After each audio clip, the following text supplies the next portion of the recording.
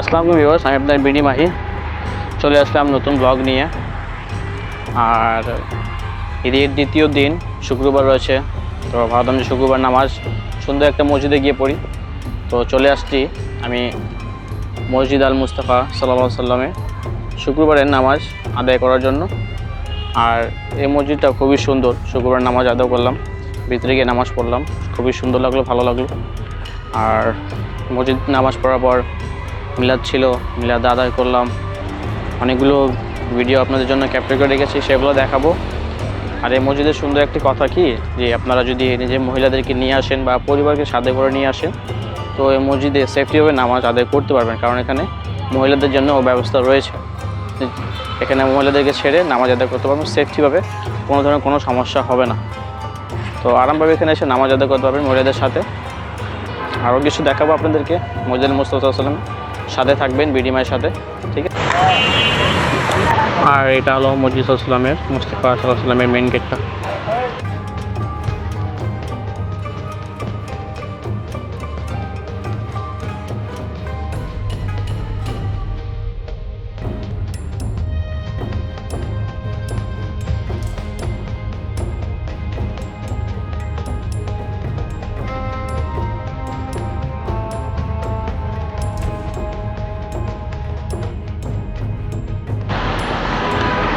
ঠিক মেইন গেটের এক সাইডে আপনার গার্ডেনের মতো সুন্দর একটি পরিবেশ।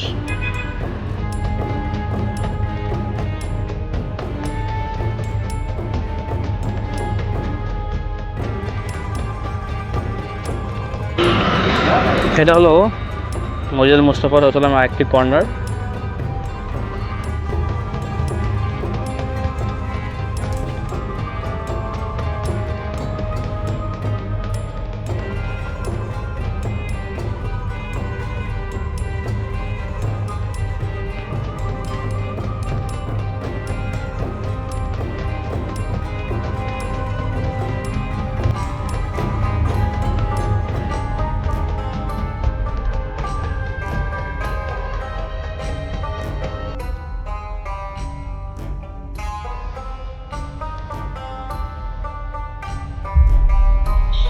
আর এটা হলো মসজিদ মুস্তাফার মেইন গেটের ভিতর সাইড। ভিতরে আপনার সৌন্দর্যই আলাদা, আপনারা দেখতে পাচ্ছেন ভিতর সাইডটাও। তাহলে ভিতরের সময় ঢোকার সময় খুবই সুন্দর।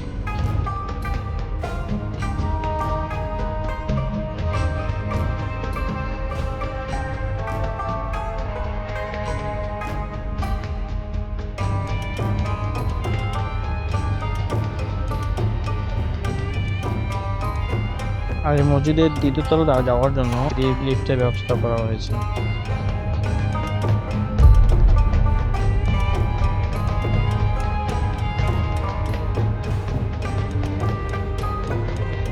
আর এটা হলো মসজিদ আল মুস্তাফা সাল্লাল্লাহু আলাইহি ওয়াসাল্লামের ওযুখানা এবং বাথরুম, খুবই সুন্দর এবং পরিষ্কার।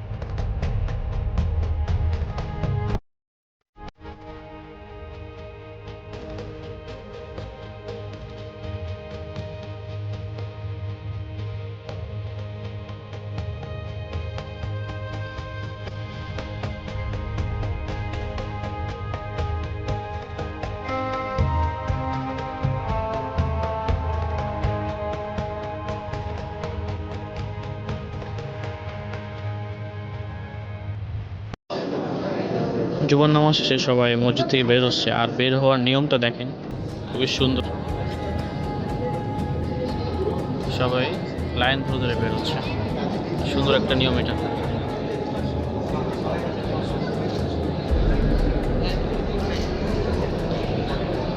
সবাই কি সুন্দর লাইন ধরে ধরে মসজিদ মুস্তাফা সাল্লাল্লাহু আলাইহি ওয়াসাল্লাম থেকে বের হচ্ছে। তো এই ব্লগটা এখানে শেষ করছি। ইনশাল্লাহ আপনাদের এই ব্লগটা ভালো লেগেছে, মসজিদ মুস্তাফা সাল্লাল্লাহু আলাইহি ওয়াসাল্লাম আপনাদেরকে ভালো লেগেছে।